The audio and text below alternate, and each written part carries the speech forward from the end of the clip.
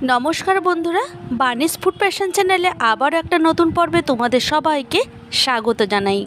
आज के चले एसेछि दारुण स्वादेर स्नैक्सের रेसिपि निये। घरे किभाबे फ्रेंच फ्राई तैरी करे नेওয়া যায় সেটাই আজকে তোমাদের সাথে শেয়ার করব। এটা চা বা কফির সাথে খেতে অসাধারণ লাগে। এছাড়া বাচ্চাদের আবদার মেটাতে আমরা এই ধরনের স্ন্যাক্স কিন্তু বানিয়ে থাকি। তাহলে চলো দেরি না করে রেসিপিটা এবার শুরু করি। ফ্রেঞ্চ ফ্রাইগুলি করার জন্য আলুগুলিকে এখানে মোটা মোটা টুকরো করে কেটে নিতে হবে, তাহলে আলুর স্বাদটা আমরা কিন্তু পাবো। তো এখানে দেখতেই পাচ্ছ আমি মাঝ বরাবর কেটে নিয়ে তারপর ছোট ছোট টুকরো করে কেটে নিচ্ছি। এখানে আমি দুটো আলু দিয়ে করছি, তোমরা চাইলে এর থেকে বেশি দিয়েও করে নিতে পারো। এখন একটা বড় সাইজের পাত্র নিয়েছি, সেই পাত্রের মধ্যে ঢেলে দিলাম পরিমাণ মতো জল। তারপর জল দিয়ে আলুটাকে খুব ভালো করে ধুয়ে নিচ্ছি। এখানে 5-6 বার আমি খুব ভালো করে ধুয়ে নিলাম। এইবার চলে যাচ্ছে রান্নার মূল পর্বে। কড়াই বসিয়ে দিয়েছি গ্যাসের ওপর।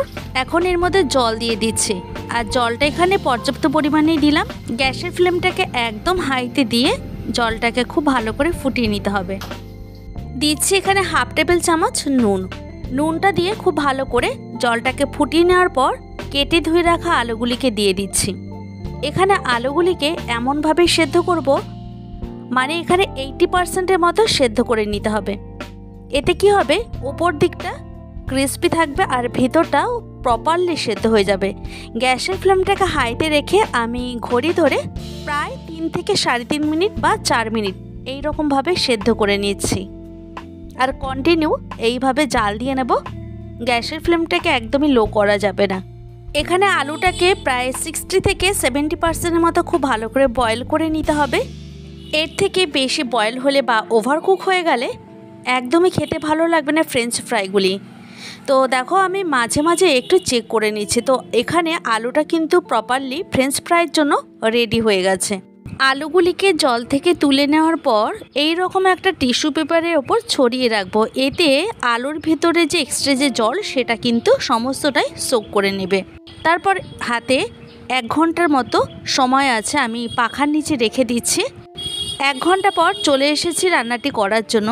এদিকে তেলটা গরম হোক আর অন্যদিকে আমি আলুগুলিকে তোমাদের দেখিয়ে দিচ্ছি। দেখো ঠিক এই রকমভাবে পাখার নিচে রেখে শুকিয়ে নিয়েছি। এতে এক্সট্রা যে জল সমস্তটা কিন্তু শুকিয়ে গেছে। এখন আমি কোট করে নেব 1 টেবিল চামচ অ্যারারুট দিয়ে। তোমরা যদি কর্নফ্লাওয়ার দাও তাহলে সেটা দিলেও হবে, তবে আমার কাছে এই মুহূর্তে কর্নফ্লাওয়ারটা নেই, তাই অ্যারারুট দিয়ে কোটিং করে নিলাম। তো আমার এখানে দেখো সমস্ত কোটিং হয়ে গেছে। এখন চলে এসেছে এগুলিকে ভেজে নেওয়ার জন্য। আর এদিকে দেখো তেলটাও কিন্তু খুব ভালো মতো গরম হয়ে গেছে। এরপর অল্প অল্প করে আলু এই তেলের মধ্যে ছেড়ে দিচ্ছি। গ্যাসের ফ্লেমটাকে একদম হাইতে দিয়ে মিনিট 2-এর মতো খুব ভালো করে ভেজে নেব। এখানে গ্যাসের আঁচটাকে কোনোভাবেই লোতে রাখা যাবে না। তো এইভাবে উল্টে পাল্টে আলুগুলিকে নিচ্ছি। আমি এখানে ডাবল ফ্রাই করব, তোমরা চাইলে একবারও ভেজে নিতে পারো। বিকেলের জলখাবারে এই ধরনের স্ন্যাক্সগুলি চা বা কফির সাথে খেতে অসাধারণ লাগে। এছাড়া বাচ্চা থেকে বুড়ো কে না পছন্দ করে। যদি তোমাদের এই ধরনের রেসিপিগুলি পছন্দ হয়ে থাকে তাহলে অবশ্যই চ্যানেলটিকে সাবস্ক্রাইব করার অনুরোধ রইল।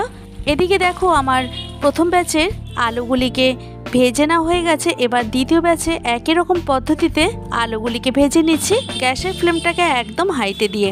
ঘরে থাকা মাত্র কিছু উপকরণ দিয়ে খুবই সুস্বাদু একটা রেসিপি আজকে কিন্তু তৈরি করে নিলাম। এদিকে দেখো আমার ভেজে নেওয়া হয়ে গেছে। এইবার তোমাদের একবার শুনিয়ে দিচ্ছি আলুগুলি কতটা ক্রিস্পি হয়েছে। এখন আমি ভেজে নেওয়া আলুগুলিকে ওই তেলের মধ্যে আরও 1 থেকে 1.5 মিনিটের মতো খুব ভালো করে ডিপ ফ্রাই করে নিচ্ছি। এখানে হাই ফ্লেমে 1 থেকে 2 মিনিটের মতো ভেজে নিলেই হবে। আশা করি কালারটা দেখে বুঝতে পারছো কতটা ক্রাঞ্চি এবং মুচমুচে হয়েছে। তৈরি করে নিলাম খুবই অল্প সময়ে অল্প উপকরণে দারুণ স্বাদের স্ন্যাক্সের রেসিপি। চা বা কফির সাথে এই ধরনের একটা রেসিপি হলে আড্ডাটা বেশ জমেই যাবে। যদি আমার চ্যানেলে এই ধরনের আরও নিত্য নতুন রেসিপি পেতে চাও তাহলে অবশ্যই ভিডিওটিকে লাইক কমেন্ট শেয়ার করার অনুরোধ রইল। আবার দেখা হবে অন্য কোনো ভিডিওতে। ভালো থাকবে প্রত্যেকেই, আর তোমরাও কিন্তু সবাইকে ভালো রেখো। আমার পাশে এইভাবে থাকার জন্য তোমাদেরকে অসংখ্য ধন্যবাদ।